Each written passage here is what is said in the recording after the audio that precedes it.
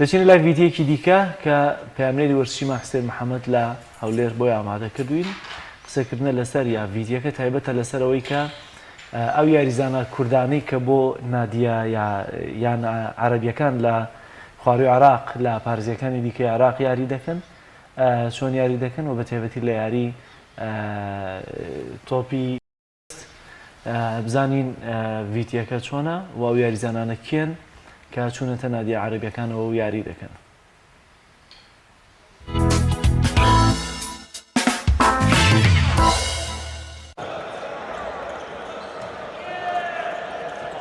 سێ یاریزانی لاوی هەرێمی کوردستان زیاتر لە 900 کیلۆمەتریان بڕیوە و ئاستێکی بەرز بۆ یانەیەکی شاری بەسڕا پێشکەش دەکەن و تەواوی ئامادەکاریەکانیان لەگەڵ بەحری بە پایان گەیاندووە بۆ ڕکابەریکردن لەسەر نازناوی خولی بژاردەی عێراق بۆ تۆپی بالا.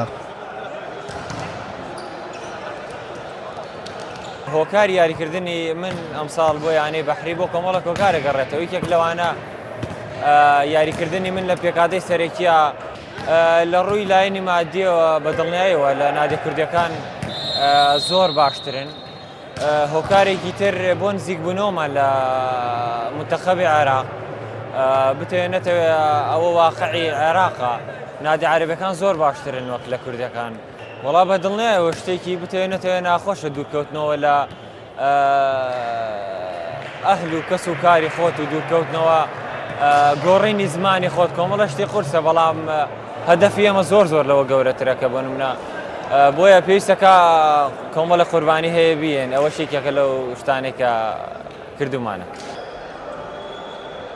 بەشێک لەو یاریزانە کوردانەی پەیوەندیان بەیانەکانی باشوور و ناوەڕاستی عێراق کردووە. هۆکارەکەی بۆ ئەوە دەگەڕێنەوە لە ڕووی دارایی پاڵپشتێکی بەهێز و لە ڕووی دەرکەوتن و ناوبانگیشەوە زیاتر لە یانەکانی کوردستان گرنگیان پێدەدرێت و چاوەڕوانی دەرفەتی زیاتریش دەکەن بۆ ئەوەی بانگێشتی پێکاتی هەڵبژاردەی عێراق بکرێن. هۆکاری بەشداریکردنم لە یانەی بەحری هۆکاری ما ئامانجی ما ئەوەیە کە یەکەمی عێراق بین ڕکابەری لەسەر ناسناوەکە دەکەین. هەدەفی مە یەکەم و دووەمی عێراقە. ئەو یانەیە زۆر ئاسوودەمە لەگەریان وەکو پارەکەش هەر لەگەڵیان بوو لەگەڵیان مشارەکەی بتوڵەی عێراقمان کردووە ئەو سەر بەشداری بتوڵەی عەرەبی دەکەین و بەشداری بتوڵەی ئاسیا دەکەین. بەڵێ ئەو یانە پێویستی بە یاریزانی یەدەکە پێویستی بە یاریزانی زۆر باشەیە پێویستی بە یاریزانی هەڵبژاردە هەیە کە بتوانێت منافەسە بکە. تۆ هەست بە یاریزان دەکەی لە شارێشکە دوور لە شارەکەی خۆت تومە زیاتر دەکەی کە تەمرین بکەیت تومە زیاتر دەکەی کە ئادا بکەی زیاتر دەکەی کە مستەوایەکی باش پێشکەشکەی.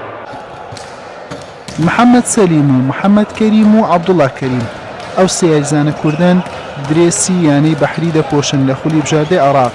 بۆ ئەم وەرزش ڕکابەری نازناو لە هەر سێ خولی عێراق و عەرەب و ئاسیا دەکەن. حوسێن محەممەد تایبەت بە پەیامی ڕۆژ هەولێر.